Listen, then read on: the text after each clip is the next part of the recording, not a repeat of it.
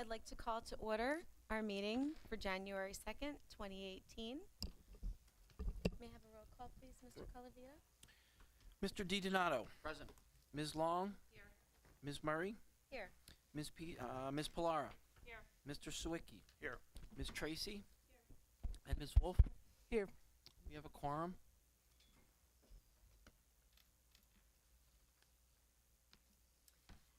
The New Jersey Open Public Meetings Law was enacted to ensure the right of the public to have advance notice of and to attend the meetings of the public bodies at which any business affecting their interests is discussed or acted upon. In accordance with the provisions of the Act, the Hopewell Valley Regional Board of Education has caused notice of this meeting to be published by having the date, time, and place thereof communicated to the Hopewell Valley News, the Times, and the Trentonian on January 9th, 2018. This meeting notice was also sent to the Comcast Cable and Verizon Fios. The Board reserves the right to enter into executive session during all meetings of the Board of Education. The meeting is being videotaped for the purpose of Board review, future reference, preparation of the minutes, and viewing on Comcast, Channel 19, Verizon Fios, Channel 32, and the school district website, www.hvrsd.org. May we rise for the flag salute, please? I pledge allegiance to the flag of the United States of America and to the republic for which it stands, one nation, under God, indivisible, with liberty and justice for all.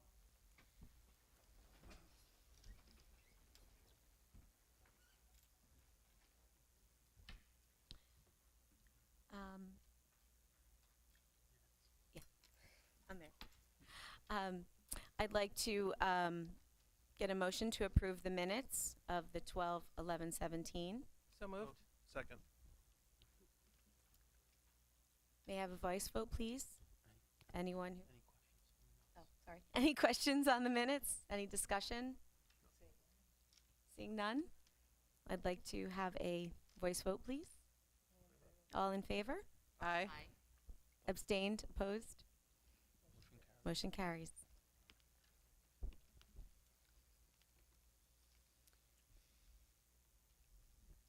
I'd like to have Miss Caroline Phillips please fill us in on all the good things that are happening at our high school. Okay, so not much really happened given our snow days and our winter break. so Caroline? It's not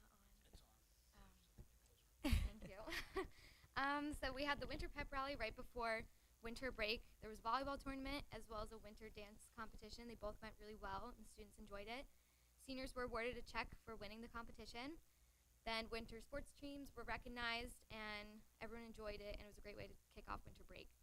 Then there were winter concerts throughout the month of December, choir, orchestra, band, as well as piano.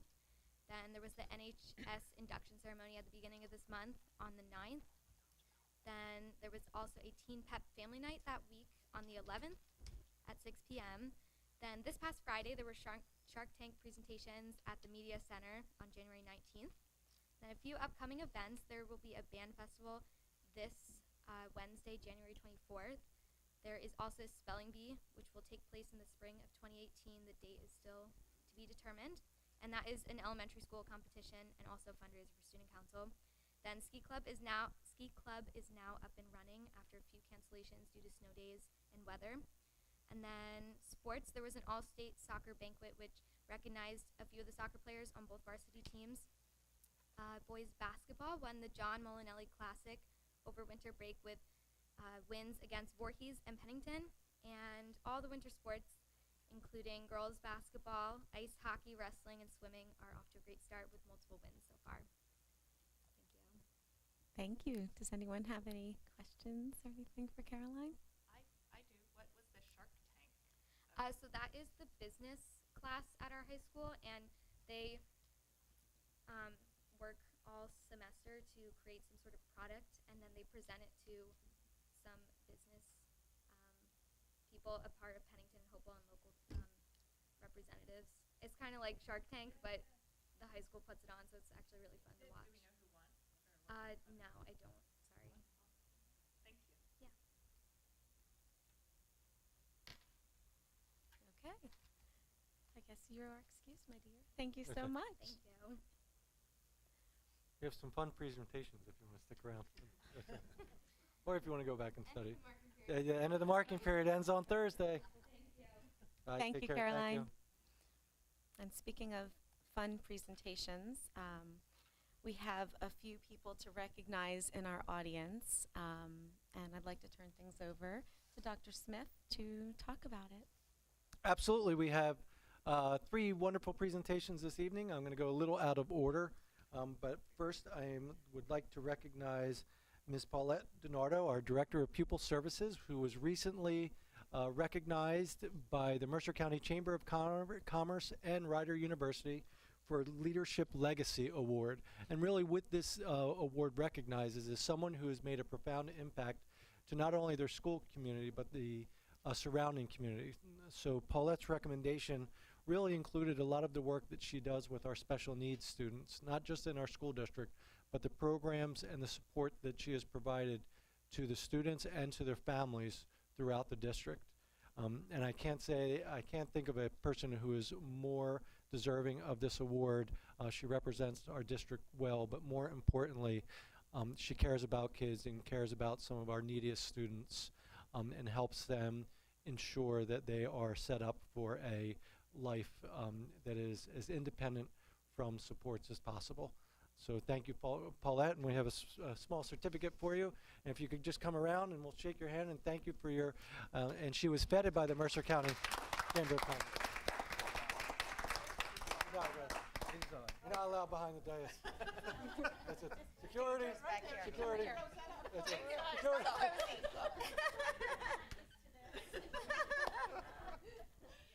She gave you guys the demo. Yeah. Get used to it. Congratulations. I was about to tackle you. Thou shalt not pass. Yes. And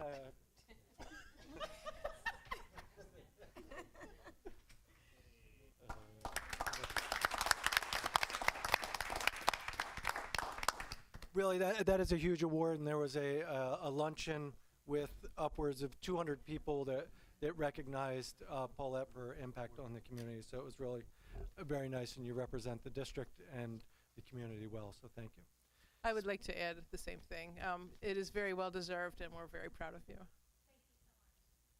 Next up, I would like to go a little out of order and recognize Ms. Duchess Lake, paraprofessional at Hopewell Elementary School. Sorry, I have to recognize an issue that we have in the agenda, but first let me say why Duchess is being recognized. Duchess has been was nominated and was awarded the Mercer County NJEA Support Professional of the Year. Duchess is the only person in the history to receive this award twice. Duchess has been working in our school district for 46 years. She has had a tremendous impact on the children of our community and the families of our community. Duchess has really supported generations of families since she's been here. And again, similar to Paulette, you will not find a more caring person who takes care of some of our neediest students in our school district. So this is a very well-deserved award. One thing I have to note, though, is our agenda says 40th year, and this Duchess. Oh, that's good. So your board stock has changed. Good. So the paper copy says 40th. So it was actually the 46th year. And if I can be so bold to say, is that Duchess informed us today that she is going to be retiring in June, and that will be a huge loss to this district. I hope you'll enjoy your free time, but I know that you're actively involved in the fire station and with the EMTs. So I know you'll find other ways to spend your time, but I will say that it will be a loss to our school district and to the folks of Hopewell, because it's wonderful and seeing your face there every time I visit. So thank you. And if you come, we have a certificate also for you of recognition.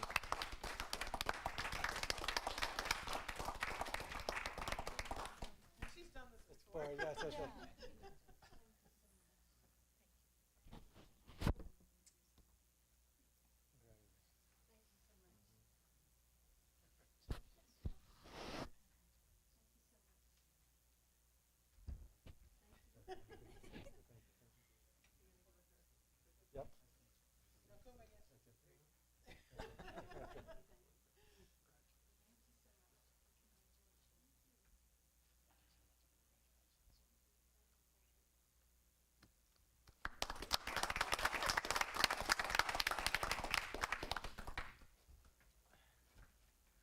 Thank you again, Duchess. It's wonderful to see you.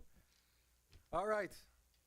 The last but not least person that we are recognizing this evening is our high school wrestling coach, Mr. Mario Harpel, who has achieved 200 wins in a career as a wrestling coach in Hopewell Valley Regional School District.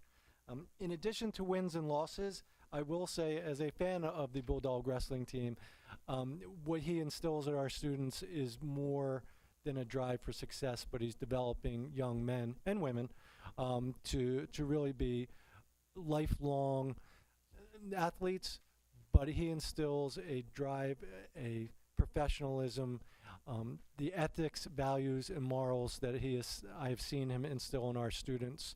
And if I could tell one personal story, we worked together on some difficult students, I will say, and Mario has really taken them under their wing, and it's not an understatement to say that he has changed lives. He has truly made a difference in kids' lives, gotten them back on the straight and narrow, and it's something, in addition to the wins and losses, which are important, and 200 wins is monumental in terms of a coaching career. I think the lives have changed far exceeds 200. So I thank you on behalf of the administration, and I don't know if the school board wants to join in, because I know they were chomping at the bit to get you here. But just having seen you work closely with students, I thank you for what you've done to change lives. I'd like to add a comment too. Just reinforcing something Dr. Smith said. I'm familiar with some of those cases we talked about, and I will say, not only have you changed lives, but some of those lives would not have had the opportunity without you, because the board would not have made some of the decisions that we did if you hadn't vouched and stepped up to some of the kids that needed your help. So we appreciate that. And if Mike Markulek was here, he'd be all over you. Oh, right now. yes. All righty. So the plaque is in transit? Yeah, trip. Okay. Stuff with the high We'll school. still Okay. So if you could come around, we'll shake your hand and we will get you your plaque.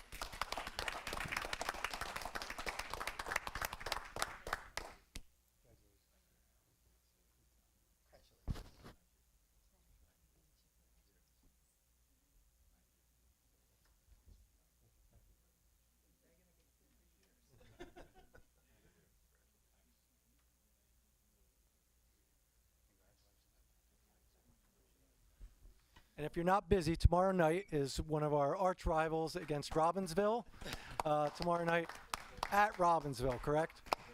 So, Oh, and if the people are taking any notes, Mario is a legacy too when it comes to the. How many times have we won the Mercer County tournament? oh, I'm not sure of the number, but I think we know the number. that's a What do we say? 10? 12? I think 9 of the last 10. line Okay. last time. Well, the only one I remember is the one we lost. That's excellent. But thank you to all you've done to really advance sport and good.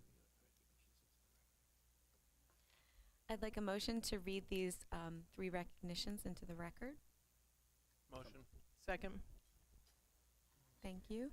All those in favor? Aye. Aye. Oppose, abstained?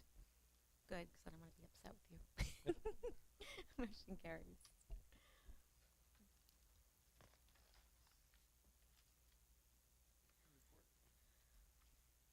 I'm going to just pass the report on to the superintendent.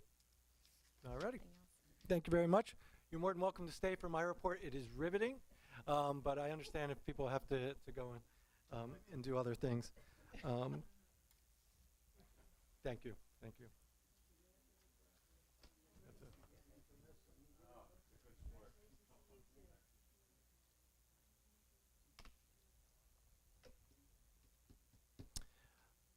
Tonight I'm going to discuss 2 pretty serious topics.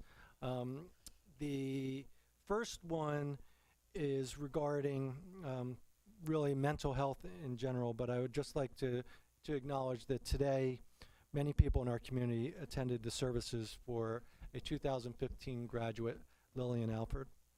Any loss is difficult, but the sudden and tragic loss of a young person is particularly difficult for an educational community.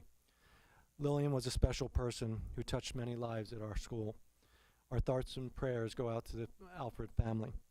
And I'd just like to say, for any young person who is struggling, please speak to someone, speak to an adult, speak to your school counselor, because we truly are here to help.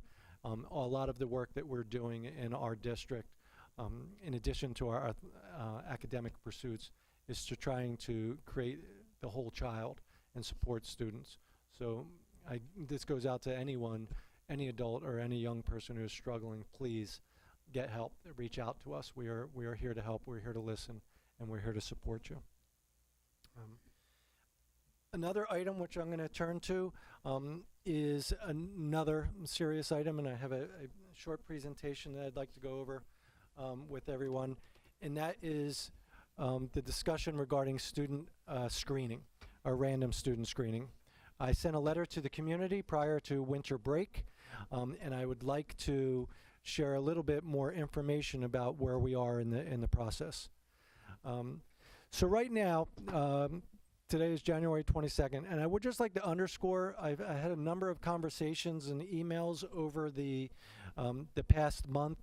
No policy has been reviewed by the Board of Education. Nothing has been provided to them.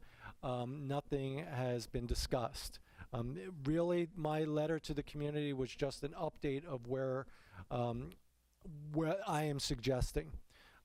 Really, today is just a brief discussion and bringing you up to date of what I am proposing for the board.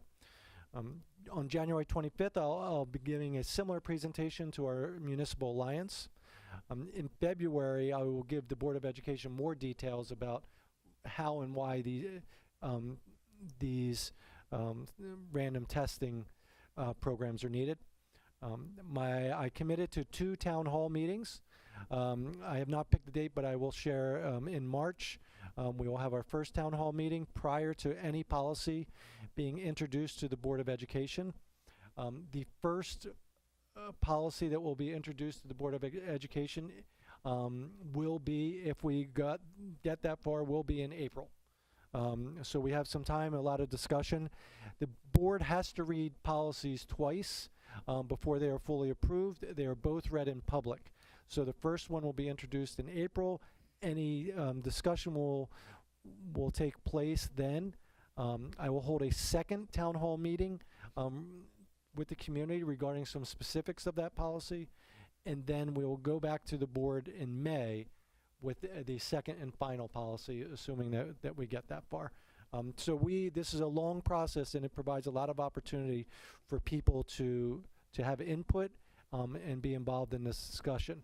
I spoke to some people and they said, well, I thought this was a foregone conclusion, or I thought that the board had already seen something. That is not the case. I would like to say at this point, this is all my recommendation based on conversations that I have had with students and with parents. And I will say a couple things. One is that I do not make this recommendation lightly. This is after, quite frankly, years of being in this district and struggling with how can we better support our students and, more importantly, support our families. Because when I speak to parents and when you're at my table, it's not always a fun meeting, but it is really when students are at a point of no return, whether they're going to be going to an expulsion hearing or whether they're going to get some help. Here, we are trying to change the whole culture and make it from a less punitive to a much more proactive and supportive program. So with that, what I'm presenting is really something that's grounded in 2 foundational beliefs. One is to provide early intervention and supports to our students versus punishing. Right now, if you get caught, you are punished. You are suspended, you are sent home for 10 days, although we have changed that in recent years, really under the vision of the board, because we know sending students home for 10 days usually is not good. The other one is, in conversations with a number of organizations, we know that if we can delay the onset of drug use or diminish that frequency of use, that we could truly save a life and reduce the risk of addiction for that child. So that's what this is about. This is about deterring, providing early intervention versus punishment. Other questions I've received about things that what are we already doing? We do a lot. It begins in 5th grade.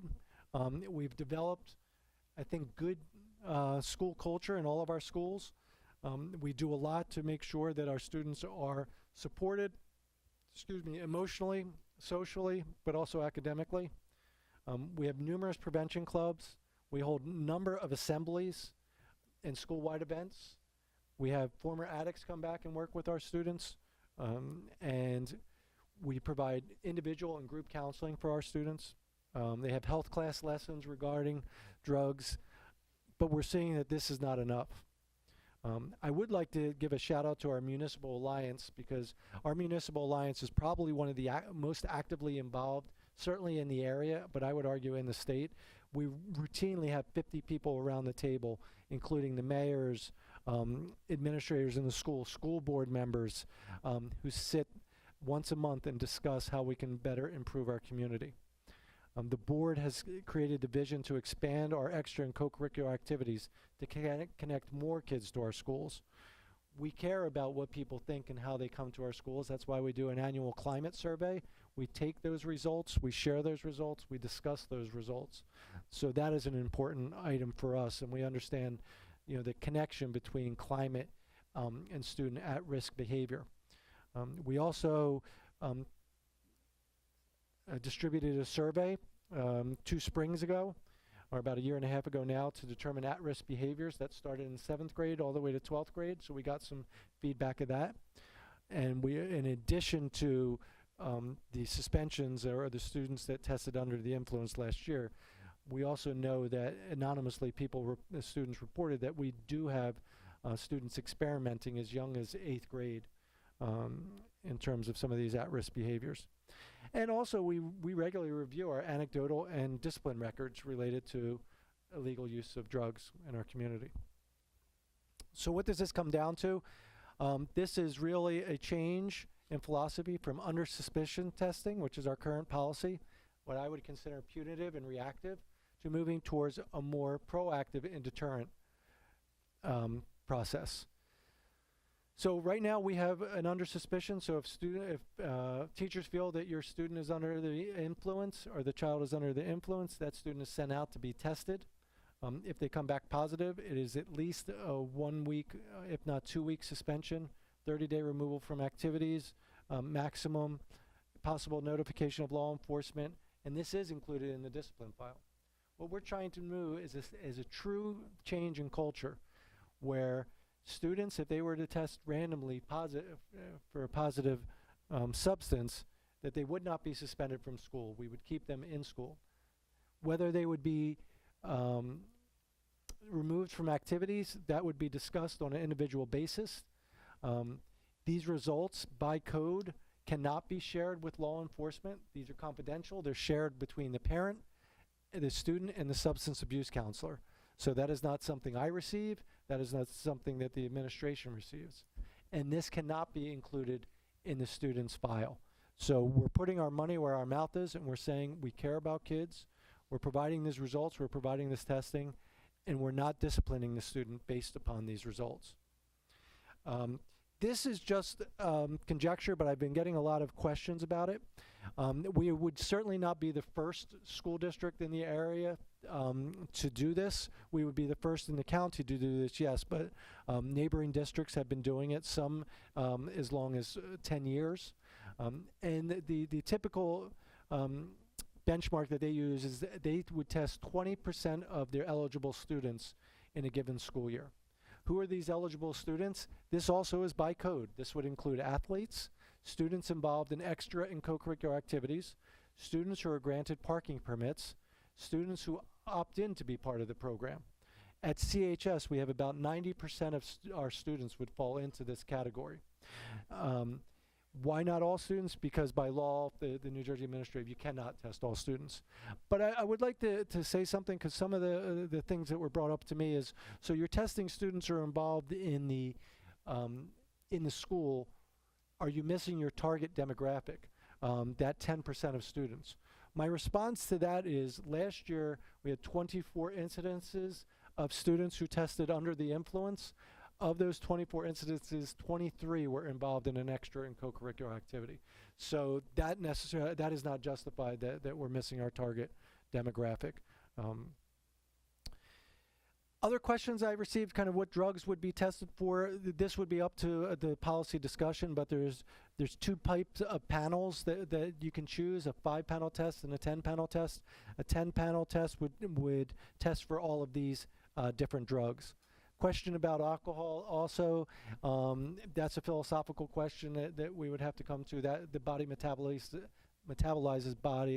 alcohol much quicker than some of the other drugs. So we have not predetermined, and that's some of the other rumors I've heard. I met with a group of students. We have not predetermined the panels. We have not determined what day. I already heard that you've already decided you're going to test kids on Monday when they come back from the weekend. None of that has been decided at this point because no policy is developed. I just want to respond to some of the conversations. Do you have a question, ma'am? Yeah, Yep. actually, it's, if you don't mind me. No, please. interjecting on that prior slide. From the standpoint of things like certain opioids, there may be students who are prescribed that. When this has been implemented before, how do you wind up handling that for somebody who's been prescribed? Is it something that needs to be shown before the screening or after? That could get complicated. Correct. And so there is a protocol for that. So the student is, in most cases, they're escorted down to the nurse's office. They can have a discussion there at the nurse's office in confidence, just with the nurse. If they don't feel comfortable doing that, they would submit to the sample. The sample comes back, and when it comes back, if they can show a prescription and the parents are aware of it, it's really just about awareness.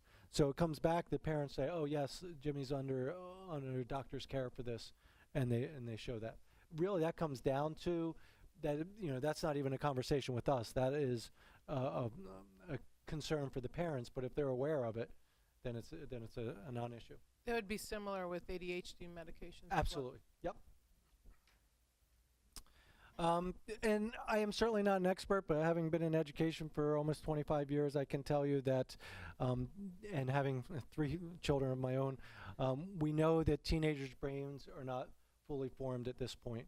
In addition to the development, we also know that even a single use of an intoxicating drug to the teenage brain could be detrimental, not only in judgment, but also behavior and the potential for overdose. Long term, we know that it can actually change brain chemistry and make students more susceptible for long-term adverse effects. And more importantly, and so I'm sitting around my table with parents and siblings of students, the impact on the family for repeated drug use. This can be caused or worsened by this. And it's really, and we've tweaked this a little bit, and I can't take full credit for the thought, but it's really, we believe that it is much wiser to build a child who is mentally and physically and socially healthy than to repair an adult. The stakes are very high right now in terms of not only the social media, the type, quantity, and availability of drugs. The students can literally, they've explained to us, they can literally have them delivered to their door through the mail. We know that I had a conversation with a couple of kids, and I asked them to be honest and said, how many phone calls, how many people would you need to talk to get drugs? Would you need to talk to one person? Would you need to talk to the one person and have them talk to somebody other? And every one of those students replied that they could get drugs by talking to 2 people. And that's a pretty scary thought when you talk about the availability of all of that. So what we're trying to do, again, is not punish kids, but provide parents and provide students an opportunity to insight about what's going on in their lives. And no, this information, I want to underscore this again, does not come back to me.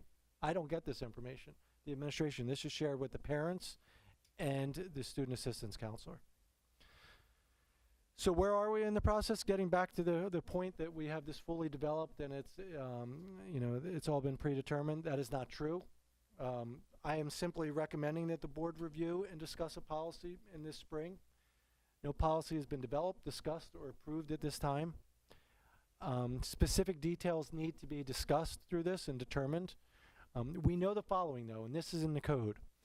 Any disciplinary action against a student who tests positive through random sampling or refuses to consent can only be limited to the suspension or prohibition to their extra co-curricular or their eligible activity. We know that. You cannot suspend a student from school for this. Students must be provided a support system, must receive counseling through the school, must receive support through the school of where, if they need additional counseling, where they could go. I mentioned no academic suspensions, no notification of law enforcement, no permanent record, no information is disclosed to teachers, colleagues, or employees. That was a big thing in talking to parents. Kids, I'm sorry? Colleges, yes. Sorry. But the bigger conversation is we have many students who go out for senior option and have jobs out in the community. Would we let their employers know? Now, if it is a job where you're working with tools or something like that, we might have a very different the SAC might have a very different conversation with the student. However, we are not going to provide that information to the employer.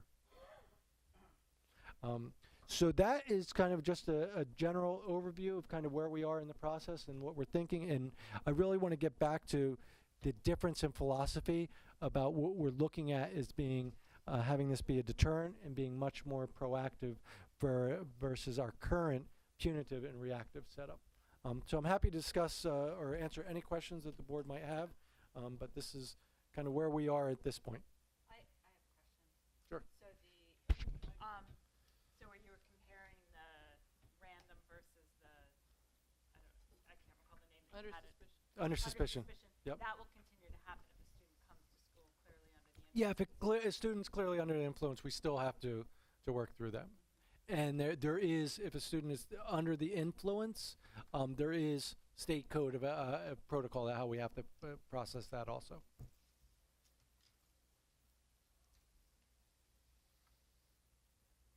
Any other questions?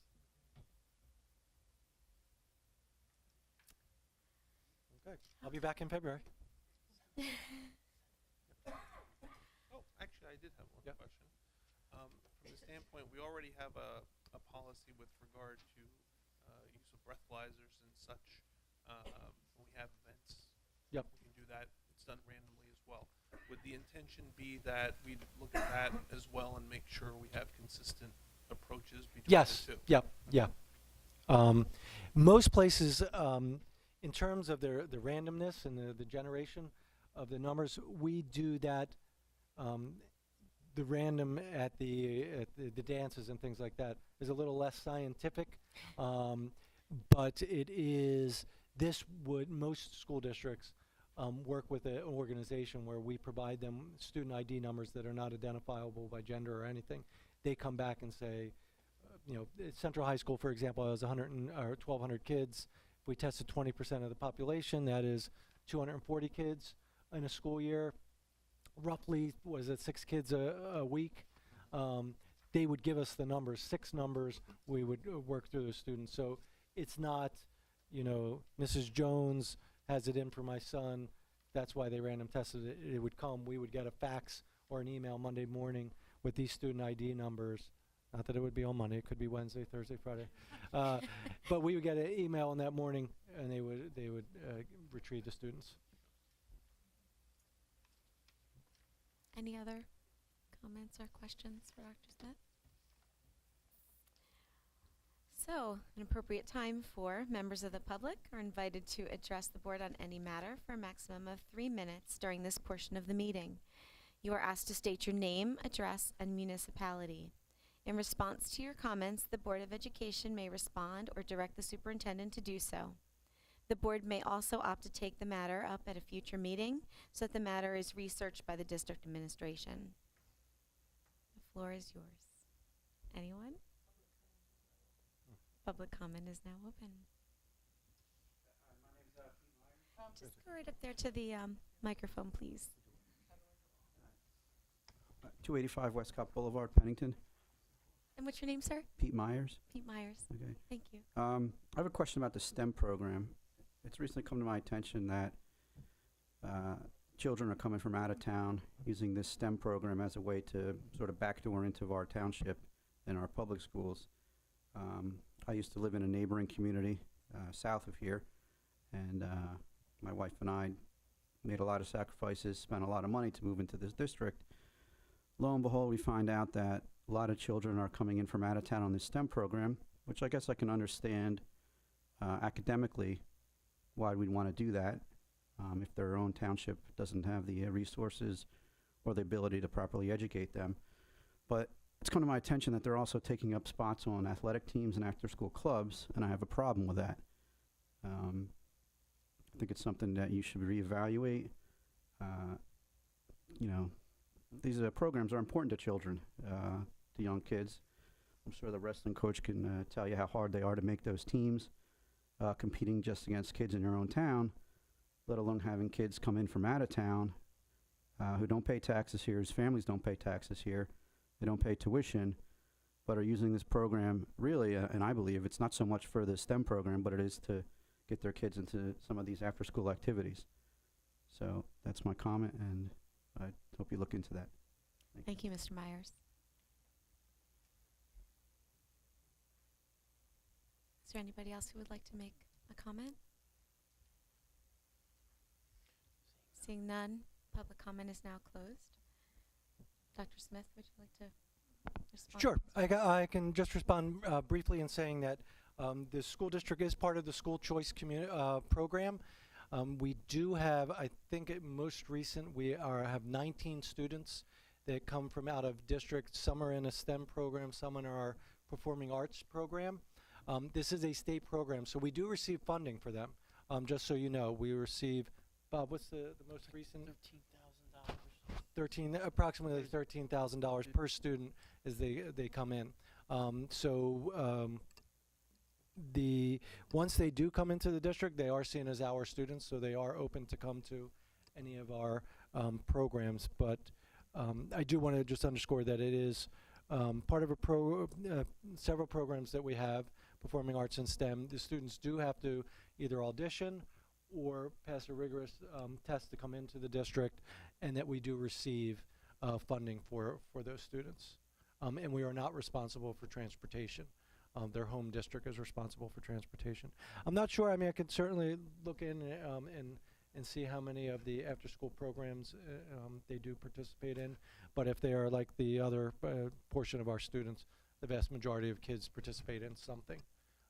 But I will say, just as an aside, in terms of particularly our performing arts students who are from choice, they do enrich our school environment. They do bring a different background for many of our students, and you know, overall it's been a pretty positive experience for most.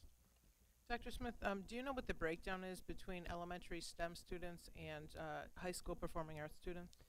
I believe, and don't quote me on the exact number, we have 8 performing arts students, and it started out with 4 STEM students, and then the state gave us some siblings so their siblings could attend our schools. So I think we were up to 8 and 8 or 8 and 9, somewhere around there.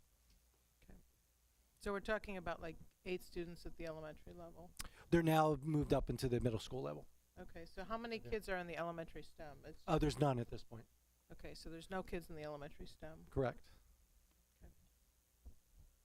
So they came to us in 4th grade 4 years ago, so now they are in 7th grade. Next year they'll be in 8th grade. And the first group of students who came in through the school choice program at the high school are seniors now, and they're graduating. And it's also worth noting that when was the last time the state gave us eligibility for an increase in the number of students from the inter-district choice? Outside of their siblings that they're mandated to provide, they have given us none. So there's no expansion of the inter-district choice program? Correct, there's no expansion. Thank you.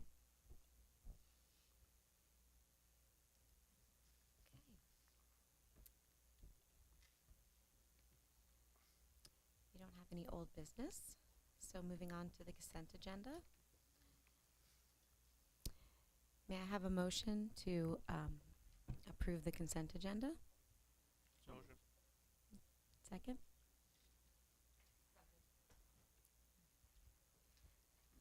Is there any discussion on any of the items on the consent agenda? Anything you'd like removed?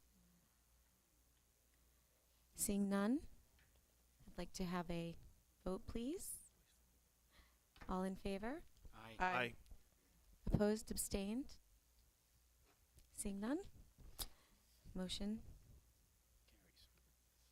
carries. We'll move on to finance and facilities. Mr. DiDonato? So today we had a committee meeting. Primarily we talked about Oh, sorry. Would you like to move your items, please? yes. As a matter of fact, I would like to I'd like to move 9 and 10. 9 is a sustainable jersey for school grants, and that is the acceptance of a grant for $10,000. Second. And the second one is a $500 grant from ExxonMobil Alliance Education Alliance program.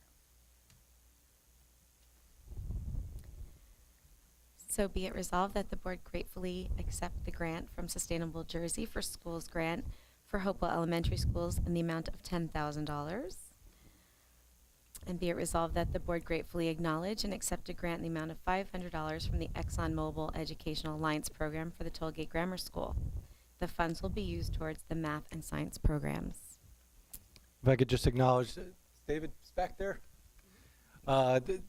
David is the recipient of the $10,000 grant. If you've ever filled out a state grant or a sustainable grant, it's a lot of work and a lot of commitment. So thank you, David, for doing that. And he was recently, he also recently was feted at a luncheon at the College of New Jersey for winning one of several school districts who won the $10,000 grant. So congratulations, David, for all of your hard work to getting us to this point. Thank you for your support, and Helen Corbeline deserves all the credit for that grant. She's our fifth grade science teacher. Thank you. Thank you.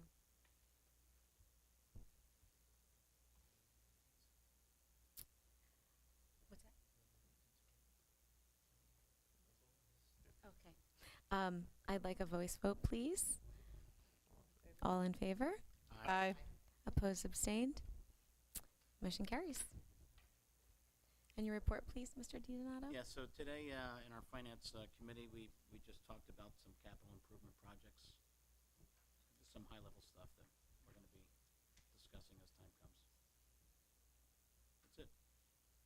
Thank you.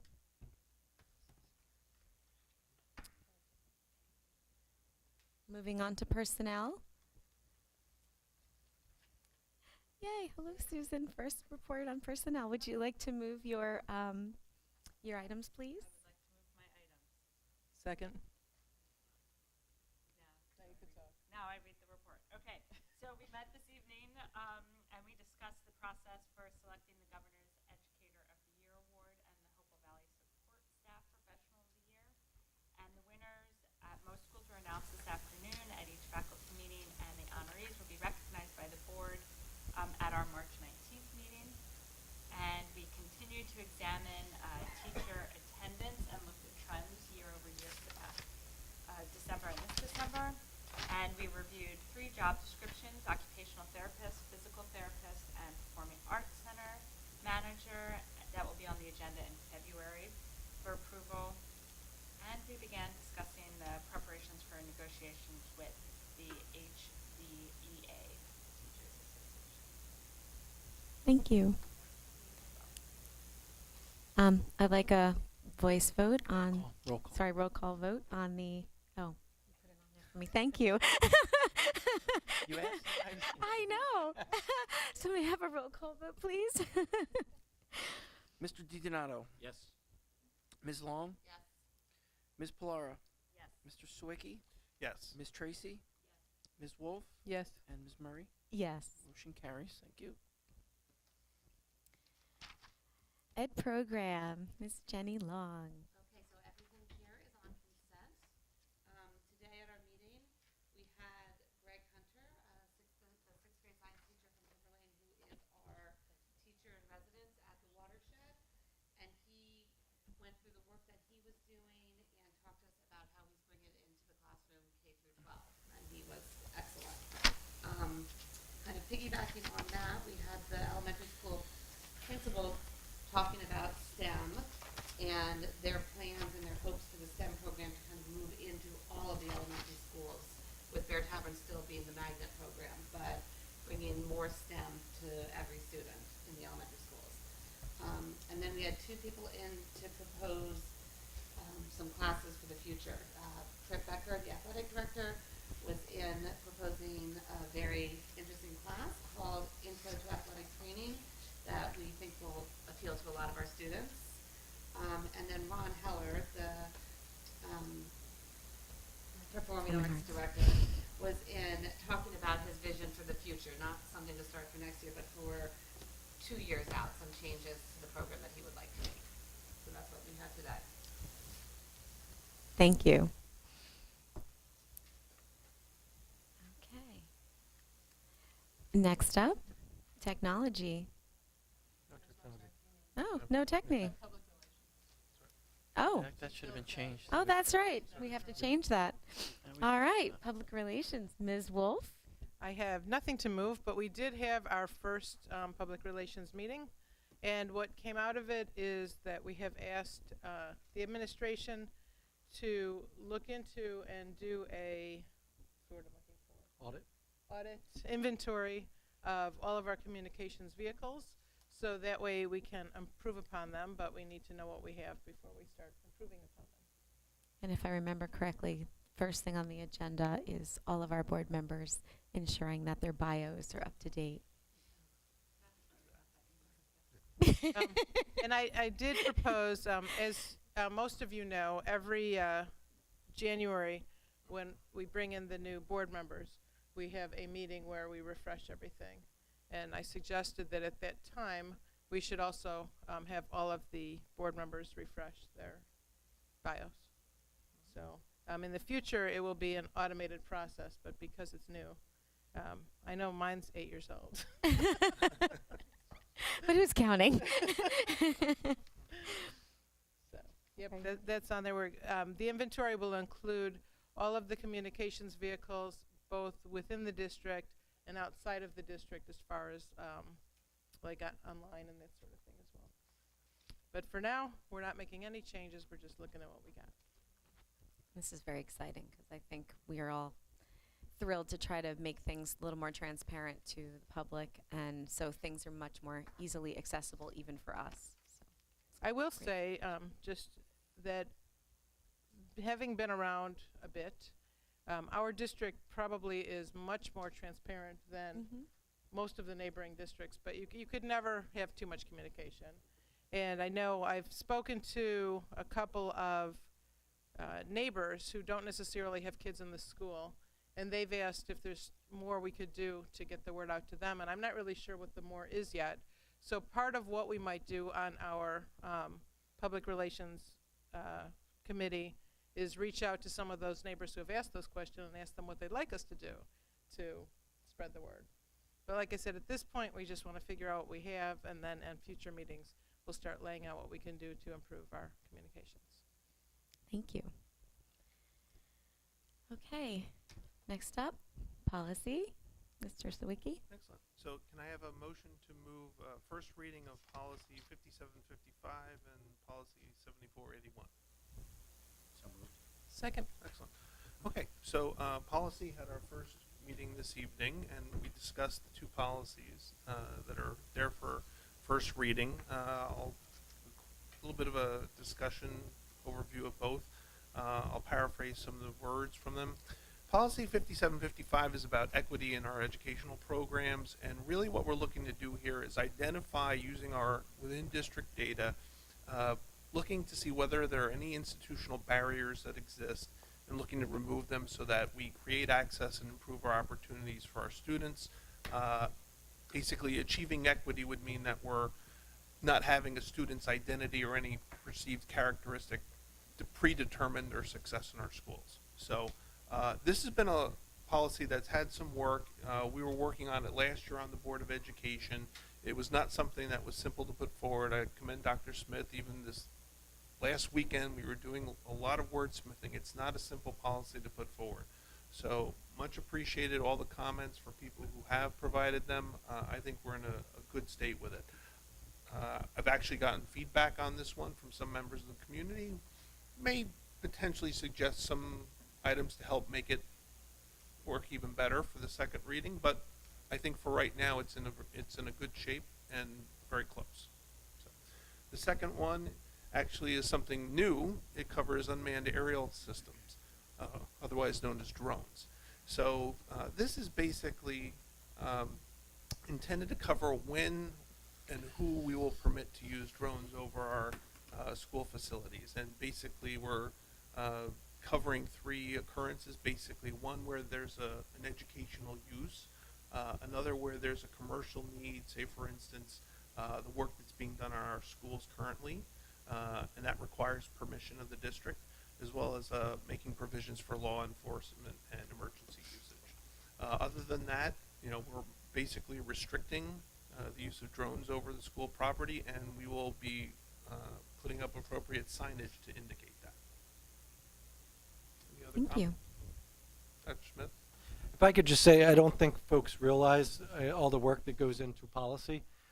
While it is a board's job to set policy for the district, if you can quantify in hours the back and forth in terms of wordsmithing that board members take and do to really make a policy that sets a vision for the district, it takes a lot of time. And I'd like to acknowledge Adam, Lisa, Elise, specifically for this last weekend, but other folks who have sat on the policy committee, because and or may or shall or should make a difference, and make a difference that outlasts us.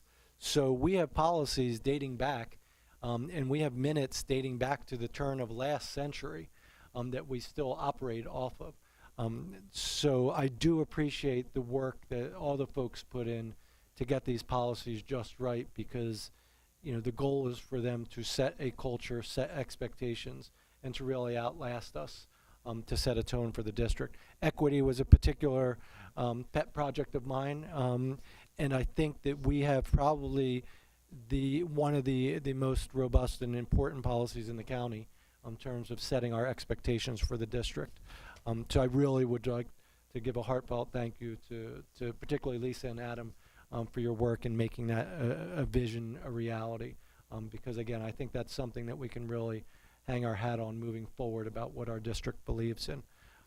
The drone one was a fun one, but still, I mean, even that, we knew that we had drones out on the graduation last year that were not ours, and we did not have a policy to recognize or address that. So moving forward, as drones get larger, and whether the FAA is going to recognize them or all of that, it isn't necessary. It's things you never thought. Certainly when you go through administrator school, you never thought that you would have to deal with, but we have drones, and now we have a policy. It brings up a question that I hadn't actually thought about. So let's say that we go to graduation and you see a bunch of drones and we have a policy against it. Now what? Bob confiscates them. Bob gets in the helicopter. That's Bob. Well, they're all battery operated, so they're going to come down eventually. We get a jammer tool. We have right? That's it. Yeah. No, we have a Falcon. On top of Falcons, yes. a falcon goes in. But in seriousness, we will try to track down who's doing them and just talk to them. I think what we will probably do in working with Tana, because I think there were maybe two we saw. One was ours through our TV production class. And I think another one was someone else's, but just making sure folks, as they become more and more prevalent, know that they shouldn't be. And we had to retrieve one from Timberlane, 2 Christmases ago. Somebody's Christmas present lasted about 12 hours, and it was up on the roof of Timberlane. But those kind of things, I mean, that's a fun one. But now as they get larger and more powerful, and they have GPS and they have cameras, we don't want them buzzing around our schools or in our windows. All schools, the elementary schools included. Yeah, that's right. We're going to have to put up signage as we go from this, and just say no alien aircraft allowed. Okay, I'd like a voice vote on approval of these two first readings? All in favor? Aye. Opposed, abstained? Motion carries. Okay, we're down to our review of the board calendars. Everybody take a look at the calendar, and may I have a motion to move the calendars? So moved. Second?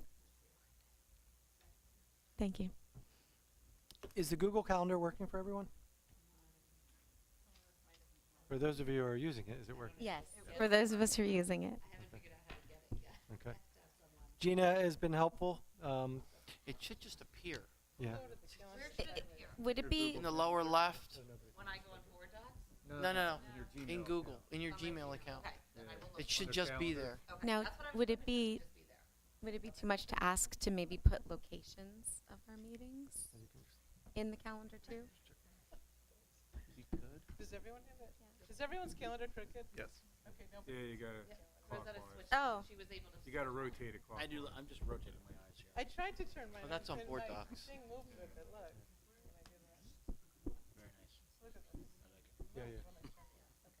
So, we have one regular meeting, and Retreat on board fifth. work. It doesn't show up completely on there. It's work It's- session. Okay, oh, work session's supposed to be okay. I'm like, board work? Yeah, this is a printout of the Google Calendar. It might be Okay. easier for you just to go to Google Calendar and look at it.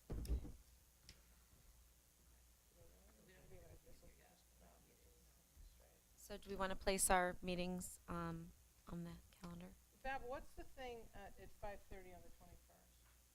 This is Community. Community relations. Okay, so that's me. Mhm. Yes. Okay, that's what I thought. I just wasn't sure because I didn't know what this was. So I'm set, so I don't have At to worry about 5, it. so we're 5:30, we're going earlier. Yeah, I didn't know that, but I guess I am. Fine for me. Okay. And as we discussed, our provisional policy will be on the 5th at 8:15. We'll confirm that with Mike. 8:15. 8:15. AM, I'm sorry. on the fifth, Pete, we were 12 talking about doing The that. 12th, same time, 6:15 on the 12th for finance? Yeah. Oh, we're going to do 8:15 in the morning, both conferences. Hey, Bob, we moved that because might of just- policy. Yeah, We're still doing policy at the same time. 8:15 AM, yeah. No, I mean for the 12th. No, No. 5th. Okay. 6:45 on the 12th. But we moved finance to 6:15 because of policy this week. So for the 12th, you still want to keep it at 6:15? I think we should, getting into budget and everything. Yeah, I think that's Tony's right. gonna, Why don't you do 6? Can you do 6? Just because I think personnel is gonna continue to do 6:45, so is that all right? up to them. 6 o'clock work? Yeah, that's fine. And we have the EdCom on the 12th at 8:45 in the morning. Not at night. And personnel, 6:45 on the 12th, at night, 6:45. Ed comes when on the 12th? 8:45? 8:45. AM. And it's both days, right? Yeah. No, just the 12th. Oh, just the 12th, not the 5th. Just the 12th. Okay. And so on the 5th, though, it's a work session, so it's 7, not Correct. 7:30. This is feeling very who's on fur. I know, right?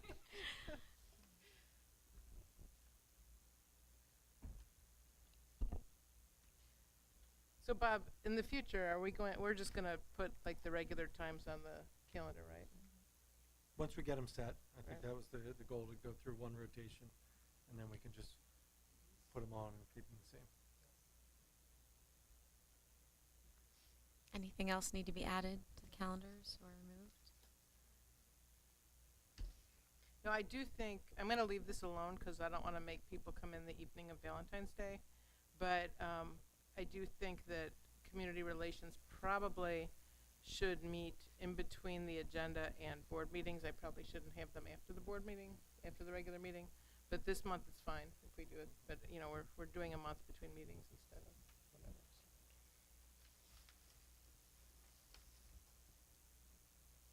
Yeah, and as an FYI, part of the thinking with policy was to try to have our coordination meetings a couple days ahead of when we put them out for when we do the approval every month. Perfect. So,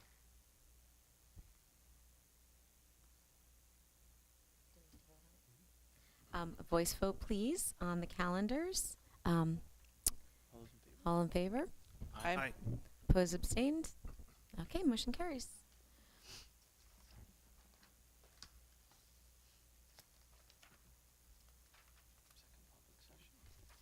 Okay.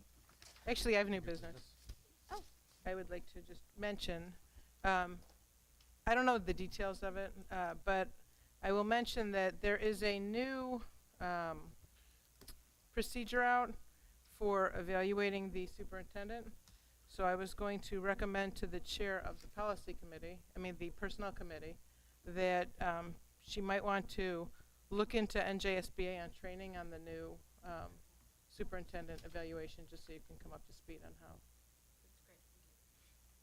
That's all. Thank you. So, members of the public are invited to address the board on any matter for a maximum of 3 minutes during this portion of the meeting. You are asked to state your name, address, and municipality. In response to your comments, the Board of Education may respond or direct the superintendent to do so. The board may also opt to take the matter up at a future meeting so that the matter is researched by the district administration. Public comment is now open. See. Come on, Mr. Myers. Early in the evening, we saw a presentation about drug testing. And I just want you to be very careful when you consider these activities that you're getting into. You have problems with your current policy where you're pulling kids out of school who are 11, 12 years old, sending them down to the ER, and doing irreparable damage to these kids by your drug policy now. So when you think about changing it, think about what you want to change it to. I read a article recently where a high school up in North Jersey, I believe it was Randolph, they found a broken beer bottle underneath the stadium of the football stadium. So they hauled in 3/4 of the student body for drug testing. You know, these are children and they don't have the same rights in school as we do apparently under the law, but these are still searches, and there are some boundaries to these searches. And your current policy is not working, in my opinion. So when you come up to vote on this, I'm going to follow this issue very carefully, and you need to really make sure you get it right. You're sending mixed messages to the kids right now. We just elected a governor whose #1 priority is to legalize marijuana, put dispensaries in towns all over the state.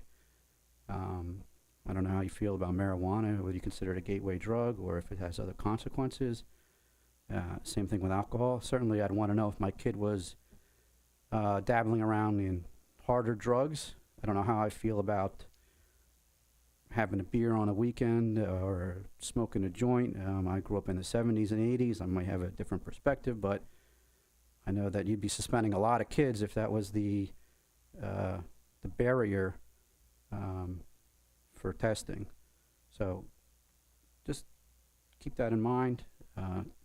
When you look at this policy, it's probably the most important thing you're going to be doing over the next few year or so, and make the right decision. Thank you. Thank you, Mr. Myers.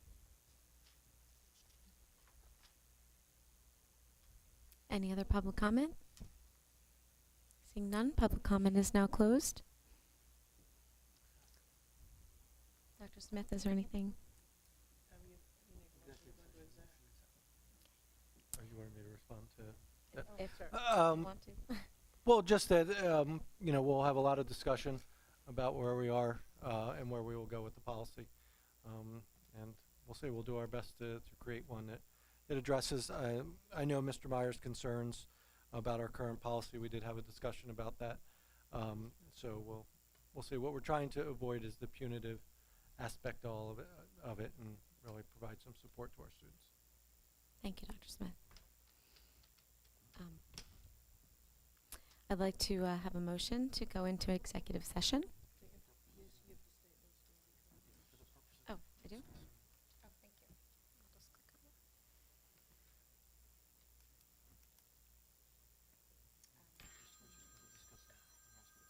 it. Oh, okay. We're just going to executive session to discuss the harassment, intimidation, and bullying report. and there will be no action taken during our executive session. Motion. Second. Thank you. In favor? All those in favor? Aye. Aye. Opposed, abstain? We're in executive session. Thank you so much for coming.